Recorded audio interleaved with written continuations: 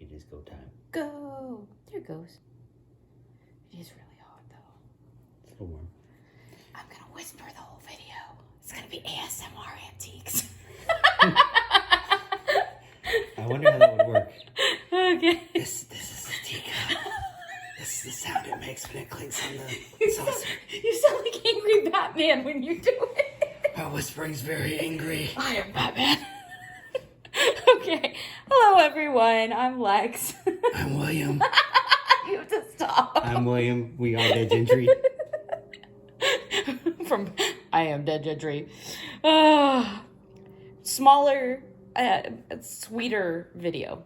I'm trying a new format. Sweeter, like sugary? Well, like short and sweet. Like the speech that you can put up with at the wedding where everyone talks for an hour and a half. Gotcha. So, because we do so many.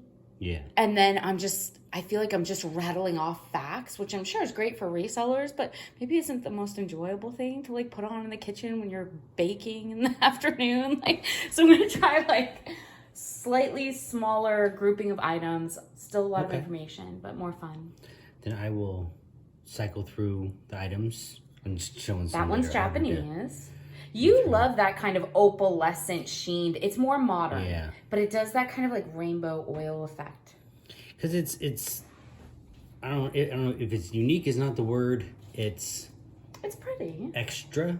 It's extra. But not in a bad way. It's got It's got all the drama feels. Right. It's like in the late 90s when those cars had the purple and green kind of color changing paint.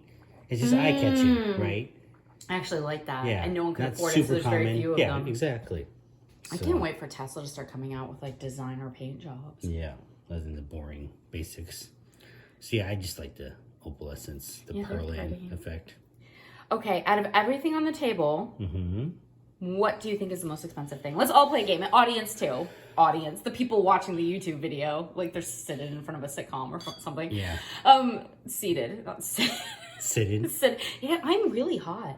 It's might warm. have to close some of these windows. It's warm. I'm not gonna lie. Why is there there's such a beautiful light over this dining area, but there's no fan? The fan's like 40 feet away. Yeah. We're just gonna have to suffer for the content. Suffer through it.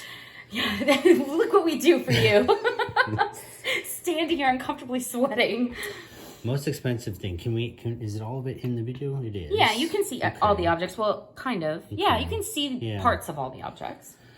I don't know. So I'm not sure I know off the top of my head. Now I'm looking closer at them. You know what? It's kind of a trick question. I think this teacup, just because a lot of times the color cups do really well. It's not just because of the color, right? But it's the maker and the age as well. But that's my guess. Striking.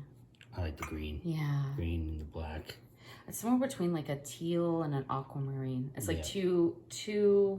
Try to get the stamp. Pastel to be a true teal, but not bright enough to be a true aquamarine. Kind of like a Kelly green, or I don't know. I'd say Kelly green. Yeah. A forest green. It's not quite hunter's green. Right. And now we're boring everyone. Like we just rattling off colors. Wall swatches at people. Let's choose paint. Okay, so that's my guess.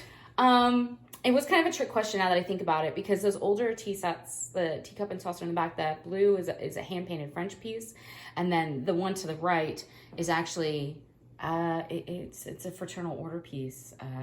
It can be very rare. And obviously that one's mine, not for sale. I'm trying to be careful. I just clicked it. Yeah. So sometimes stuff those two pieces, it would depend on the collector. Right. And it would depend on the buyer. There are people that are going to be willing to pay up quite a bit for pieces like this. But if you were to go to and just sell something like this, I'd say on like eBay, I don't think you would get its value. That makes sense. So it's kind of like, it's kind of confusing. If you Selected just count audience. those two pieces, yeah. So this one is one of them? That one's French. That's a hand-painted French piece. I don't know if it comes across on the camera much, but it's a very kind of robin's egg blue that's very delicately painted. Yeah, and the florals are immaculately tiny. Like they are so again, I don't think you would ever see its full value on eBay, with people just bidding against each other, but to a collector, you would see much more value out of that piece in the same way. So I kind of trick questioned everyone, but I'll go over all the values so that we can think. Yeah. So those two pieces, unfortunately, everyone, on those beautiful, very vintage. I love the brown resin racks, the display racks. You can't. If anyone has those, hold on to those. Keep those in good condition. Sell those. People who collect these older pieces will buy these. I search actively for these for my collections. They're useful. Very pretty. So those two aren't for sale. Those are for my private collection. I thought I'd just show everyone, give people an idea of like some of the things you probably won't come across online very often.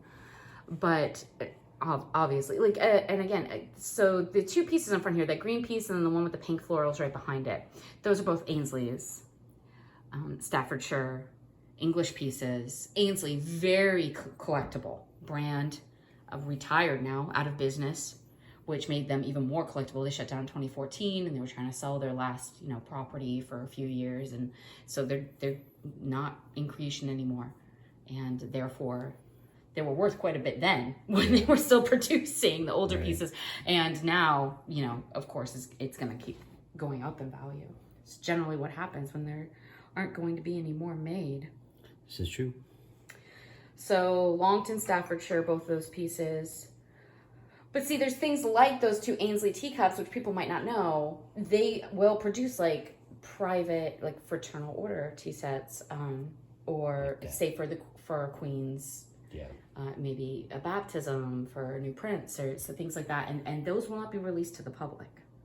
So pieces like that you can't really evaluate them against what they sell for on Mercari or eBay or Worthwood because they're not in those selling situations. You will not find them there. They're not meant for public retail. Yeah. Right. So, but they are out there. So you can look for them. If you're an avid collector that's looking for rare... see, you're sweating too. He's lifting his shirt now and like moving it around like a little mini fan. And I can't do that, obviously, so I'll just the air suffer. Stagnates, for sure. So Aynsley, English, founded 1775, bought by Waterford in 1970. The Waterford Crystal company. The same company. And they sold it then in 1987 to Bleak Pottery. It's kind of like sterling silver. A lot of these, they're kind of like interbred company marriages. Exactly. But when you're looking at Aynsley's, one of the ways you can tell when they did sell to Waterford in 1970, the company was renamed to LTD, like Aynsley China Ltd. So if you see that, the LTD, like the Aynsley China Ltd, that means it's 1970 or after. If you're trying to date a piece. So this one is likely before. It's earlier, yeah. Because there's no LTD after. Okay. What else about Aynsley? I said they closed, right? Yeah, they closed. Royal Worcester does really well. It's like a blue and gold pattern. Things to keep your eye out for. The orchard collections, which are beautiful fruit, pears and apples and peaches with sometimes with gold gilt, like really heavy gold gilt. Those do really well. Some of the pieces are signed by artists, especially like the 1940s. There was a lot of pieces that began to be, that when they're hand painted, the artist would actually put their signature inside of them. Those tend to be worth more. 1930s, I think J. Is this gilt actual gold or is this a painted? It's gold. Okay. But again, it's like what you would say, it's not worth smelting down. Yeah. It's not gold, like a gold band rim. It's just a very light 24 karat gold gilt.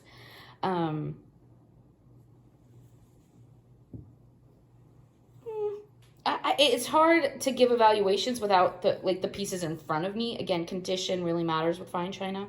Yeah. Older desirable dessert services can go for up to $50,000. Wow. Yeah. So it's I don't want to like say anything too misleading as far as like low evaluations. Yeah. There's the tulip teacup and saucer. Tends to go for, it goes in the hundreds, like 150, 200, 300, just for one teacup and saucer. It's like a light green on white and it has these little butterfly wings as the handle. those do well. I've seen those do really well. The older cabbage roses tend to do well, 175 for one teacup saucer. The orchard pieces go, depending whether it's signed, which artist is signed by, how much gold gilt is on it, how ornately it's done. $90 to $150. Fully gold gilt, like there's ones that were just pure gold on the inside. Okay. Those tend to go for like $140 to $300. That would make depending sense. on who's bidding on eBay that day. My guess is this would be about $60. Yeah. Well, that would be like, yeah. You could get more. Okay. You could get more. Depending.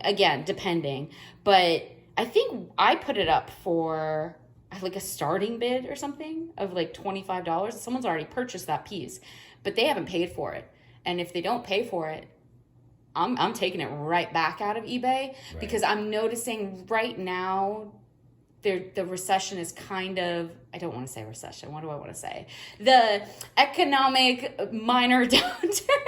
Yeah, the current economic climate is becoming tighter than I think we've experienced in the last couple of years. Yeah. It's, jobs and stuff are back, not to get too into it, but it's just, certain things are more noticeable as far as goods moving. Luxury goods, antiques get affected. Yeah.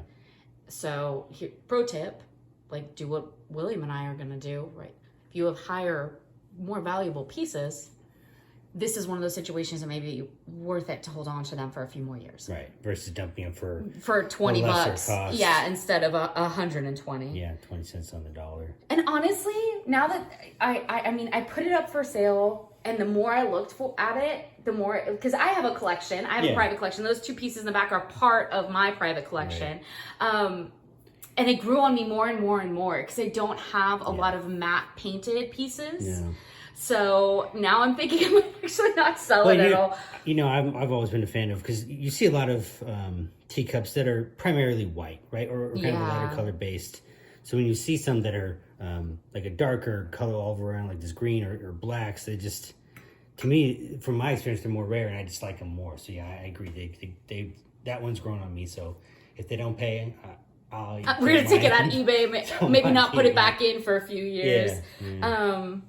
Did you show the mark on that one? So this mark on both that pink floral and the green, this piece here, these are genuine, authentic Aynsley, insurable marks. So if you're looking at similar teacups, try to get them both. That with that green crown and that banner, and you'll notice how there's a gold gilt handwritten pattern registration. Sometimes it's above it. On these two pieces, it's off to the right there. Yeah. This one is actually done in black. You see that? So these are real, so that you can get an idea of that base form, what the stamp looks like. So here's two stamps you can look for. I'll try to keep it still so you can look at it. Sometimes I forget to not get so much into the, it was on Trent, which people maybe aren't quite as interested as how much is my piece worth? How do I figure it out? And I try to. How do I know real from fake? Yeah, exactly. Friend from foe, from fake faux stuff. So there's a J.A. Bailey signed floral that was had a red saucer. I went for $550 in April of this year for just one teacup. So again, if you're looking, people are always saying, right, what do I look for at an estate sale? What do I look for at a thrift store? What do I look for at a garage sale or barn sale? Yeah. Hand painted, which you can tell if you look closely. Get yourself a magnifying glass, get yourself a loop if you can't see it. Some people can. Maybe you're a little bit older. Maybe you just don't have great eyesight. That's, maybe you're not wearing your contacts that day. Look closely. If it has pointillism, like little points. This one doesn't. Right. So points are transfer wear. This piece that William is showing you with these beautiful blue forget-me-nots all the way around. This is French. And you see the raised tactile gold gilt on here. Yeah. It's older. It's a really nicely done piece. That's a hand-painted piece. So this is what that's a representation of hand painting. Hand painting is worth more. And signed by the artist, hand-painted, whether it's teacup, plate, China service, whatever, again, worth more. Yeah, that one's hand-painted too. Yeah. I don't know if I have any transfer wares on the table today. Yeah, I don't think we do. No. But you can tell because it's it looks like little pinpricks. Like little... Yeah, like if you magnified a computer printout, you see the little dot matrix prints. Yeah, the pointillism. Yeah, exactly. How it makes up the color. So I wouldn't say avoid that if you enjoy collecting teacups or reselling them. Some of the transferware pieces are not, they're not worthless. Right.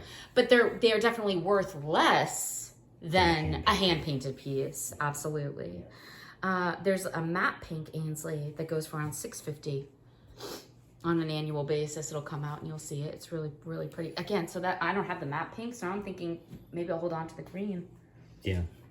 I don't know. If we find a red, we'll have to see whether or not they buy it. Yep. I mean, they won the bid, but they're not paying, so they might lose out. I keep it. It kind of changed my mind. What else can I say about them? I mean, they make other things as well. So don't just look for teacups. Most of them, even the less desirable ones, you're looking at anywhere from $30 to $60 for every teacup saucer set. Which is kind of a weird way to give such a general broad range because it does depend. It totally depends. But, okay, let's talk about something else. Some books out front. We've got Through the Looking Glass, Alice in Wonderland. I think I have those up in the Etsy store right now, in the Etsy shop. Mm-hmm. Oh, by the way, the Japanese one, I will be putting either in the Etsy shop or eBay of the teacups, just so, since we're going to move away from the teacups. Which one? The one you like, the opalescent. This one? Yeah. That'll be in one of the shops in case anybody wants to buy it. And then we didn't talk much about this the one. Aynsley is the pink Aynsley is currently in eBay and no one's bidding on it, and it's actually at half value for its starting bid. It's at $28. Okay. But again, I don't know if it doesn't sell. I might pull it right back out of there because it's kind of odd what's happening right now. Yeah. And then that green banded one, that one actually looks like one of the $300 Ainsleys, but so if you see an Aynsley, it's somewhat like this with this broad green band. It has gold work inside, has the hand painted cabbage rose. The cabbage rose Ainsleys can go for $100 to $300 for one teacup. This is not an Aynsley. So if you look at that bottom, you look at the footing, this is a reproduction. It's a hand painted, beautiful reproduction, and likely English or Japanese. Yeah. I'd have to look a little bit closer to decide at the way the gilt is done.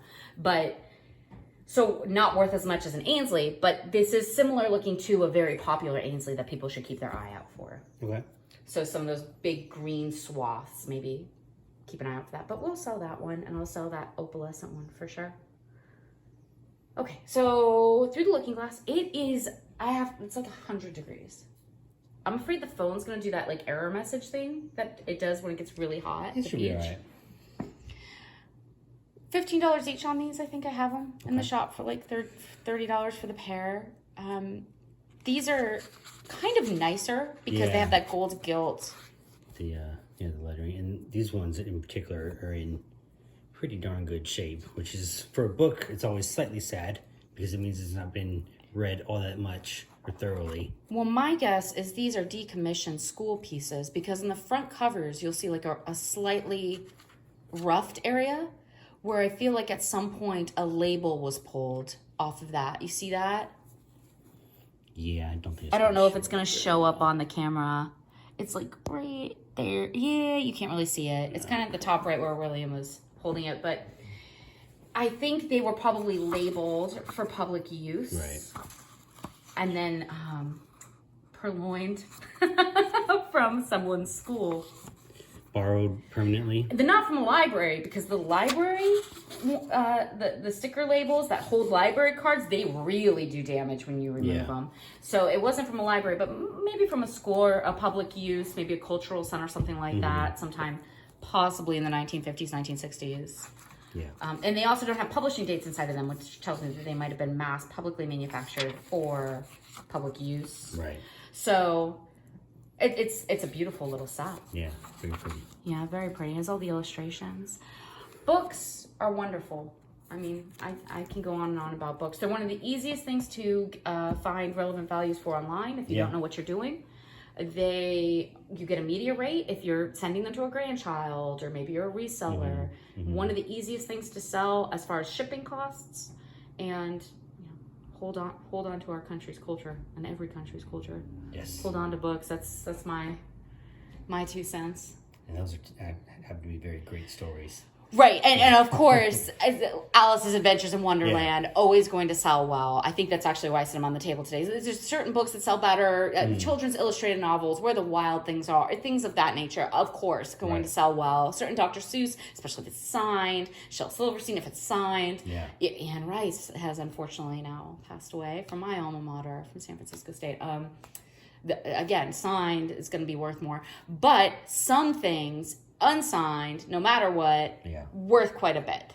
Alice in Wonderland is one of those things. Through the Looking Glass is one of those things. Always collectible, always enjoyable, always worth something, no matter what edition. So, very cool. There's a little fairy light in the back. That I put on the table because people literally will say, what can I actually find in a Goodwill or a Salvation Army? I guess a lot of people that are starting, maybe you have less like liquid resources to start your inventory.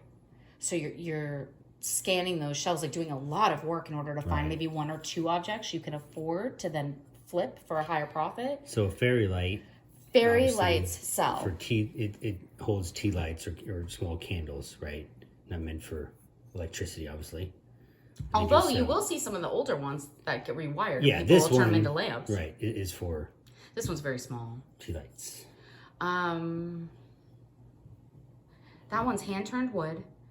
I would say that this is a Taiwan piece. Based on similar pieces I've seen with the same velvet. The manufacturer on this is actually pretty good for the wood. Yeah. They're usually not quite this good, but also if you look at the not very finely done transfer decoration, the decal here at the top and the satin glass, I would guess Taiwan. Now here's what I actually like about this. It's small. It's actually quite charming. It does have wood, which is, if you're going to get a less expensive, more modern piece, I would definitely go for wood and glass. Yeah. And I like that the metal on this one was very stable, because you can, I think I took a picture with a tea light inside of it. Right. It's actually one of the ones that I've seen better made to not transfer heat to the glass. Which is helpful. And actually works incredibly well. So it's like a backup in a storm or during a power failure. I would actually go for the Taiwanese fairy lamp versus one of the much older, maybe Viking glass pieces, which might crack on you over a few hours. But yeah, tea light fairy lamp, any kind of fairy lamp, they do well. This piece, $20 to $25. Again, very, I would say 1980s, possibly even very early 90s from Taiwan on this one, even though it's not marked. Clear Viking glass pieces, like done in like, they have like cabbage leaf styles. And generally, the nicer fairy lamps are glass on top and bottom and vintage or antique. So much older than this, generally, and from one of the more desirable United States glass manufacturing companies, glass blowing molding companies. Those go for like a Viking glass cabbage, clear glass top and bottom, $90 to $125 for one. And are they called fairy lamps because of their size? They've always been called fairy lamps. Yeah. If I looked into the etymology, I'm going to assume it's something Scottish or Irish. That maybe the make or form of these vessels came from an older folk tradition and was passed down. That's a guess. I have no idea. But just based on like other knowledge, that's what I would guess. Okay. Well, because that's where the Fae come from. You go back in Scottish lore and through the British Isles and the Gaelic language transfers. So yeah, that was incredibly boring for everyone. So anyway. Fun fact, there's very few people that actually speak Manx anymore. It's a dying language in modern times. It's an amazing thing. You didn't take Manx in college? So, I learned so much. It's amazing any of it stays in my head. There's actually a really pretty, so Fenton, we talk a lot about Fenton. We can't keep Fenton on the shelves. There really seems to be a trend in Fenton, especially recently, and there's always been collectors of Fenton. There's a lavender satin glass owl, like frosted glass, and it's an owl with the head and the body. It's like the whole fairy lamp. That's a $50 lamp. It's not one of the more expensive Fenton pieces, but it's one of my favorites. I want everyone to go look at it and go find it and not let their parents or grandparents throw it away. Okay. Because I want like one in every color to line up on a shelf. Right. I think they're amazing. The amber piece is like a Fenton amber fairy lamp. Top and bottom goes for around $40 as of 2022, this month, 2022. Vaseline glass pieces, you know, the uranium, you hit them with a light, they glow. People really into that. I like them. $50 to $150 on those, whether it's Viking or MCM or Fenton, you're looking somewhere in that range. Older hand painted pieces again. So look for hand painting with objects. Older hand painted glass Fenton pieces go for hundreds. Right. The 1940s pieces, the artist signed, beautiful little flowers. There was a snowman fairy lamp by Fenton that was frosted and decoratively colored. $400 a few months ago at an auction. I saw that it bid up to $400. So something to keep an eye out for, because people ask. They say, "What? This is actually something you can find." So this piece right here, I think we picked it up for $2. It's worth $20 to $25. Mm-hmm.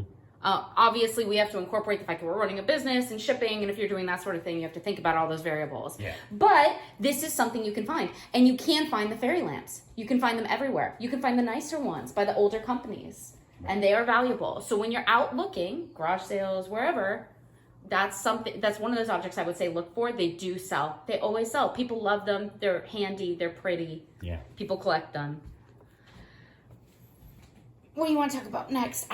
Cats. I'm wet, which is a weird thing to say. My back is dripping. Like, we can't do videos in a room where it's 110 degrees next time.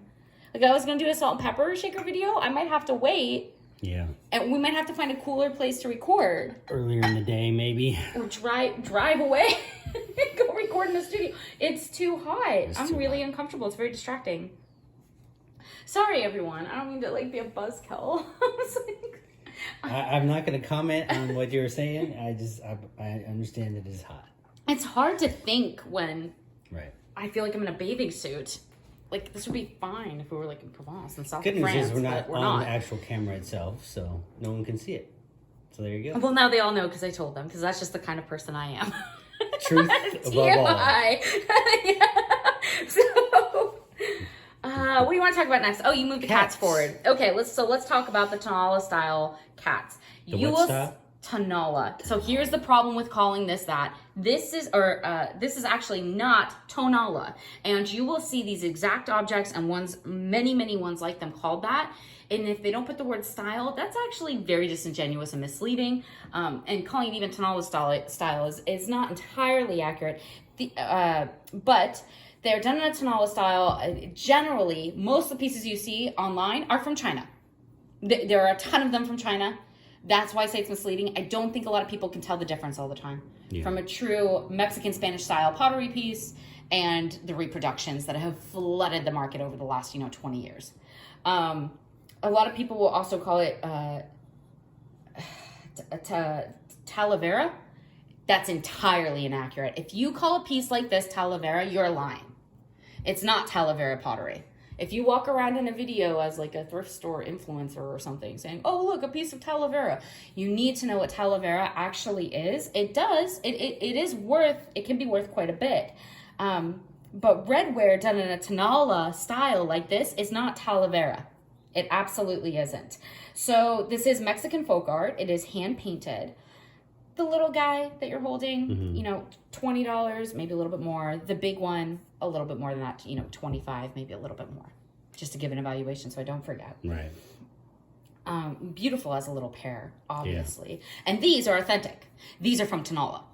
So, which isn't always the case. No. And by the way, there are much finer representations, even modern representations of this being made right now, that are better than this from Tonala. So let me also say that. These are very nice for what they are, though. And they are authentic. And the back of that one has the fun, folk art. You've got, the armadillo, and you have the top of fish, right? Very native. And so, that a peacock? I don't think it's a peacock. Yeah. Some type of bird. It's going to be a Mexican folk art bird. Right. But 120 degrees, my brain is frying. It's designed to put us into extreme situations so you get the best out of us. I don't think I've ever been asked to give appraisals of objects in $20 $20. My brain is frying. See, if you go into the jungle somewhere, I don't want to go into you put it like, in your sack and then you drive away to somewhere cooler with a nice glass of wine. You got and you in the sit field, and then you look at it. No. So anyway, in the field, you got to be adaptable. Called Tonala Pottery because it's from the Valley of Tonala, Mexico. Spanish Mexican pottery. So there's five types of Tonala. And so you have canelo, which is cinnamon clay. That's canelo means cinnamon. It's sort of like a light beige color. It's not this dark red ware. Mm-hmm. There's also brunito, which means burnished. That's because the artisans will often, after it's fired, actually hand shine it with pyrite or other local native stones. They'll sit there and polish it. Pedatillo, which is woven straw, and it looks like a woven straw pattern, like a weaved basket inside of the clay. That's another very popular one. Bandera, which means flag, and that simply means usually red, white, and green painting representation of, Spain and Mexico. So, and the cats, you'll see a lot of cats. The cats are important because of Nojal, which is, Mexican folklore, that smiling jaguar shapeshifter that can cross worlds. So you'll see a lot of cats done in that Tonala style. I did not know that. Yeah, and honestly, with collectors, that's what they tend to go for. Right. And that's one of the ways you can tell that it might be a more authentic piece, is if it is the actual smiling jaguar and cat pieces. So, and then there's also this thing called flor de Tonala, which that flower on the back of the little guy. Is that one scalloped? So this one's not fully scalloped, but there's a very popular and famous flower which now also defines some of this art pottery, because it's it's specifically Tonala style flower, which you'll see on these pieces very often. They started doing that in the 1900s, and the nation kind of was like, okay, we're going to call this our style, like our country's symbol. And then you also have Betis pottery, which again, a lot of people just go, oh, it's Talavera. No, it's not. It's Betis pottery Tonala. So Betis pottery, vibrant. You see how vibrant this is? One of the reasons it's so vibrant is not just because of the paints being used by the artisans. It's because the clay, this redware clay, gets dipped inside of a pine tree resin and then pulled out before it gets fired. And it creates this incredibly high shine surface for them which they can then paint on. And you actually can't legally call this Talavera in Mexico, because Talavera must have a tin glaze. It must. If it does not have a tin glaze, by law, it's known as Majolica. Okay. In Mexico, that's just how it's done. Right. That's how it's done. So when you bring tourist pieces back to the United States or find them and then misleadingly call everything Talavera, or say, oh, it's like Talavera when you see a certain plate done a certain way, even if it's from China in 1990. I mean, you can't, and I see it. I see it with a lot of these people that they think they know which styles to look for in stores, and then they will very misleadingly walk around, say thrift stores or Goodwills and say, look, this is a Talavera. Oh, it's not marked on the bottom, or oh, I can't make it out, but it's a Talavera. It's Talavera style. No, it's not. It's not. At least do the beautiful folk art heritage the service of learning about it. Right. These are Tonala Valley Nujal cats done in Betis pottery. I'm sure everyone cares. The collectors out there care. And the people that really enjoy little pieces like this for decor around their homes, they care. Yep. They want to know the history. And you can't charge 1920s Talavera prices for this. It is not a tin glaze antique. It isn't. So stop calling everything Talavera. I see it, and people pay it. Yeah. Because honestly, to be fair, even as a collector, I'm not sure you can tell the difference in every picture. A lot of the pictures, the light, it's very hard to tell. It is. It can be hard, and not even on purpose. It's just hard to capture the essence of it in different cameras. Just makes me sad. Next. Makes me sad. There's larger stretching cats. Okay. Those go for $50. If you see these, but they're stretched out, when cats stretch, they go for a little bit more. And then there's And usually this Bettis pottery stuff is fantasy based. Like you'll see oxes with like the men of heads for like the bullfights, very folklore, like based on the storytelling, like the oral history of the region. You might see like weird, like half camel, horse, donkey creatures standing on each other's backs, painted very vibrantly. That's Bettis fantasy folklore. So that makes sense. They're beautiful. Aren't they pretty? I don't have my gloves on, so I can't. They are pretty. I really like the armadillo.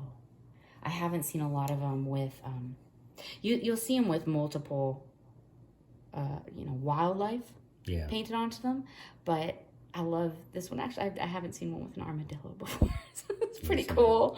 Yeah, it's like if his nose was longer, you'd call him an anteater. Right. Yeah, but he's really cool. He's got his armor. He's neat. I like it. Yeah, it's very neat. And those, I think, are already in the shop. Okay. So, like I said, one would probably be worth 20, the other 25 or more. And we'll probably sell them like 17 each because we have to include free shipping. Yeah. So, push come to shove, they weigh about 3 pounds and we have to pay 20 something in shipping to come. Yeah. So, anyway, moving on. Last ones? Yeah. Do you know anything about Rae Dunn? You should. Rae Dunn is California. It sounds like a country singer. But she's not. She's a woman. Obviously. Everyone knows Rae Dunn is a woman. She's not. She's inspired by the Japanese art form, imperfect perfection. What is it? I forget what's called, wabi sabi or something. It'll come to me in a minute. Yep, I believe you.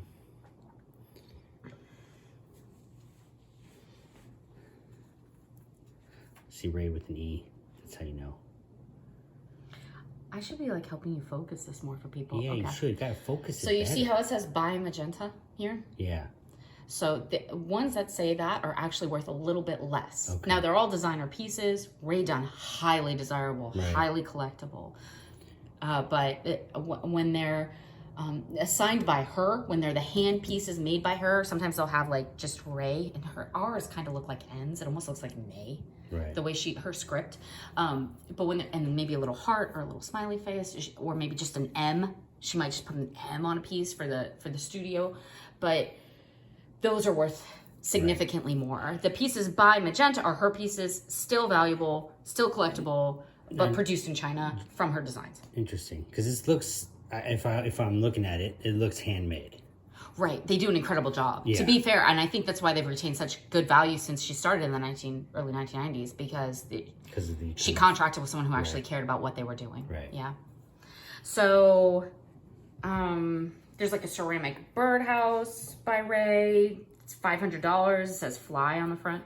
It's just a little like figurine statue birdhouse. Right. There's a Halloween plate, a rarer plate that says spooky. It's kind of like a shallow dish, almost looks like an oversized celery dish or asparagus plate, $800. There's a pitcher that says tea on the front of it. That's $1,500 to $1,700. Like one of those comes on the market every other year. Right. So, almost $2,000 for a pitcher. There's a heart that when it just has a heart on it, it says heart. And that's a $1,200 pitcher. A little less if there's two on the market at any given time. You may only get $800 each if there's another person selling.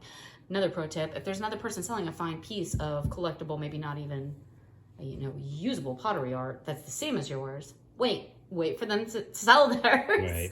Right. You don't want to cut off each other's legs and compete against each other necessarily if you don't have to.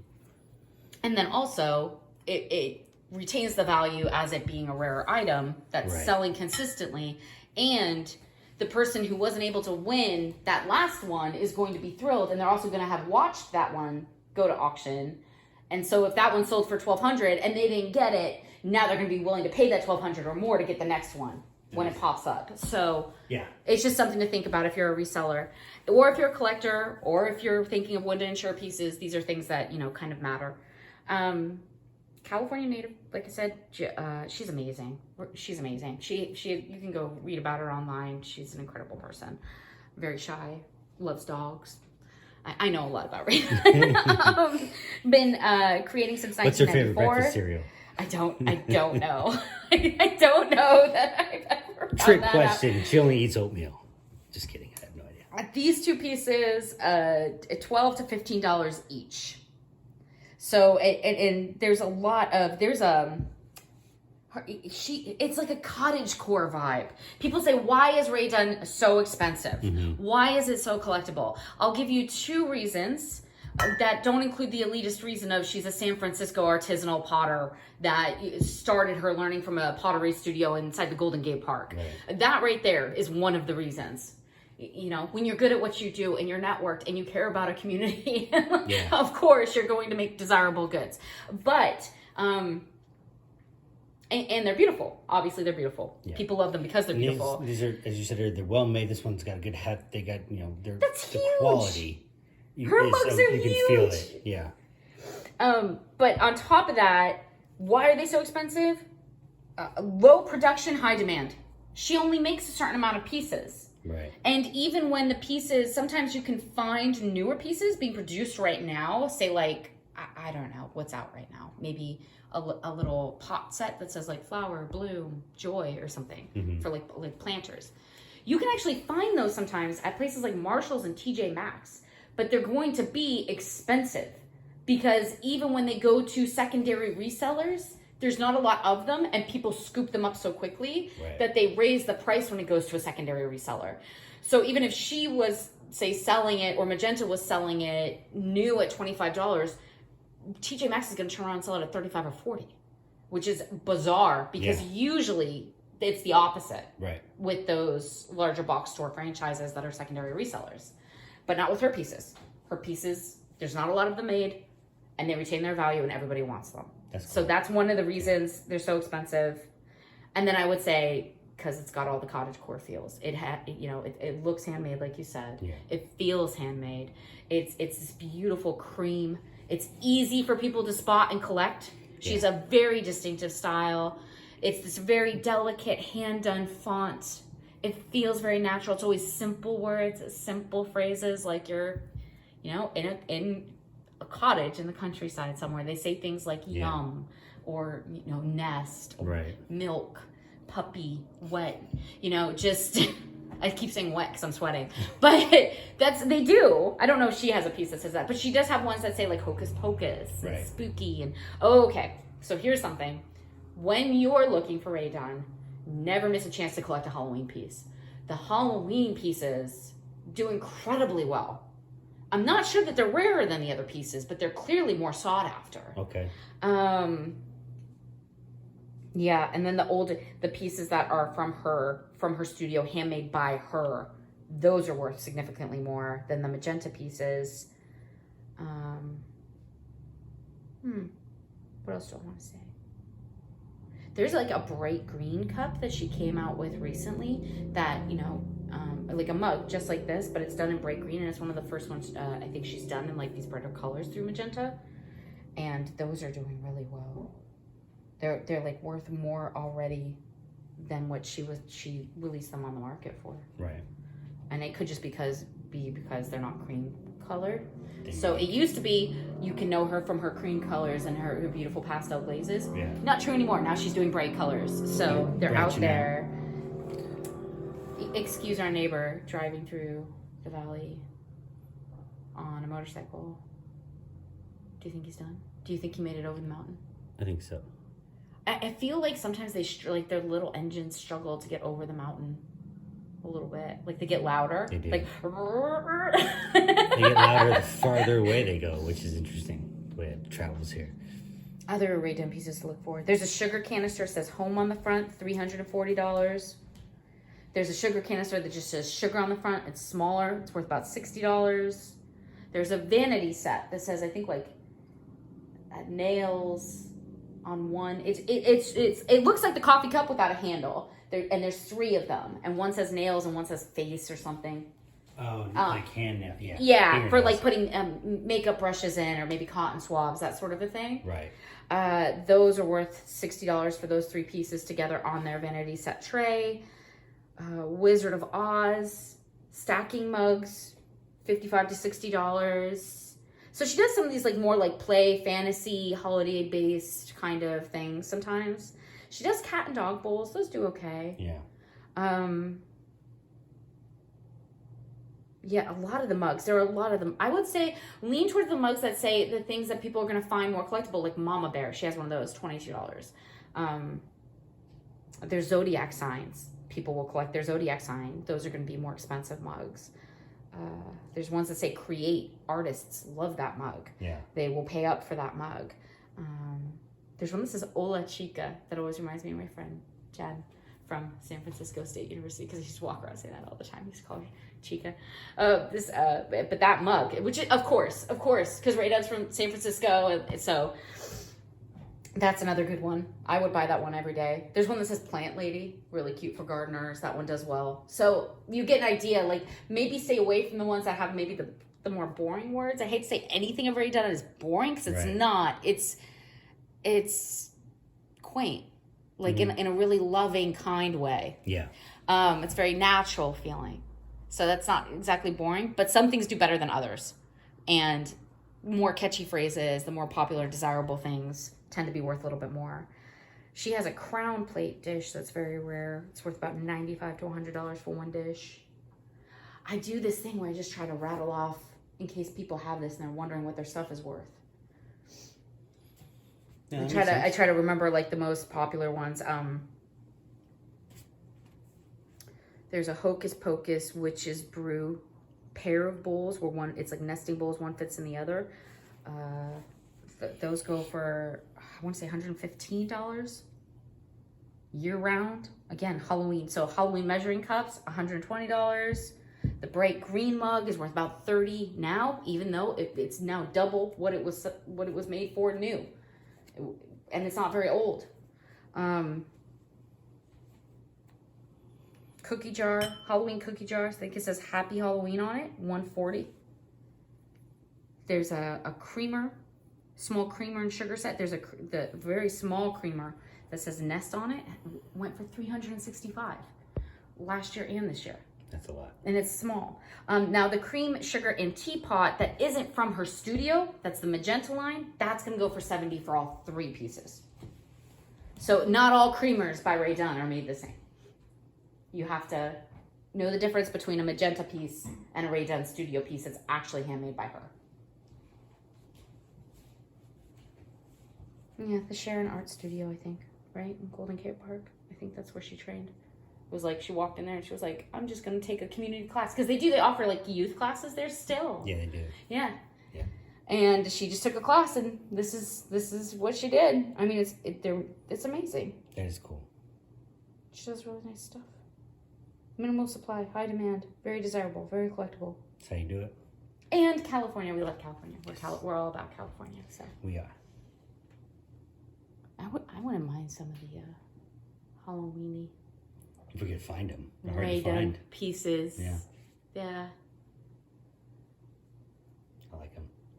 Okay, good video. Did we cover everything? I think yes. I tried to do like more. Yeah, I think we covered it all. Specific, fewer items to keep it shorter, and we still went almost an hour. I don't know how I managed to do that. You like to describe them? I love the history of these objects. That's kind of what the videos are about. Like and subscribe. Hey, Gentry. He's gonna do the business stuff now. Yeah, gotta subscribe. Gotta pay the bills. This is my Batman voice. No, we already did the ASMR. So okay. can't go back to it. Thank you, everybody. Cheers. Hope you're having a good day. Bye.